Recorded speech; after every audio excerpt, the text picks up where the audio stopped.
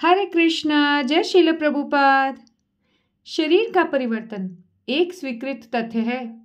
वैज्ञानिक भी इन परिवर्तनों को स्वीकार करने को बाध्य हैं। वृद्धावस्था के बाद ये परिवर्तन दूसरे शरीर में स्थानांतरित हो जाता है। इसलिए इस शरीर के लिए शोक करने की कोई जरूरत नहीं है। यही सब ज्ञान भगवान श्री कृष्ण अर्जुन जी को आगे प्रदान कर रहे हैं। आज हम 22वां श्लोका करेंगे। 22वां श्लोका। वांसासि जीर्णानि यथा विहाय नवानि गुणाति नरोपराणि तथा शरीरानि विहाय जीर्णानि अन्यानि संयाति नवानि देहि।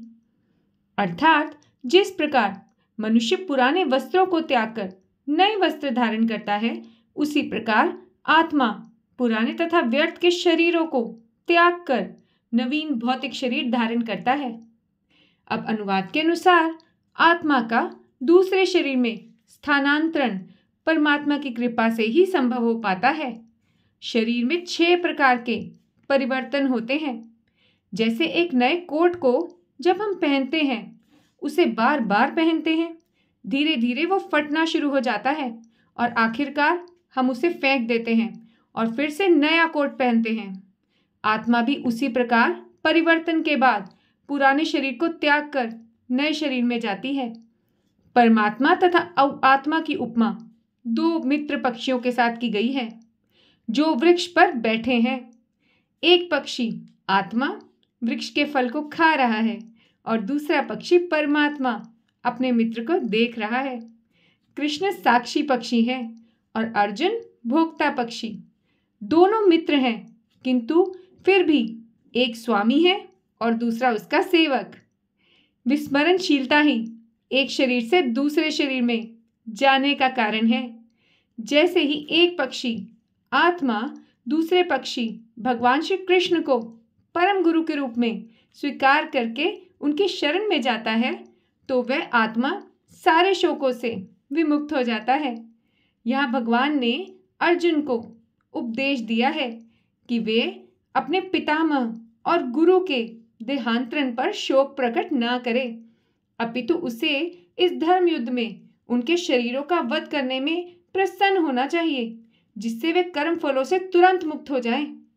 धर्म युद्ध में प्राणों को अर्पित करने वाला व्यक्ति तुरंत ही शारीरिक पापों से मुक्त हो जाता है और उच्च लोक को प्राप्त होता है। अर्जुन के लिए शोक करना युक्ति संगत नहीं है। आज का सुविचार। मानव शरीर परिवर्तनशील है, परंतु भगवान अपरिवर्तनशील है।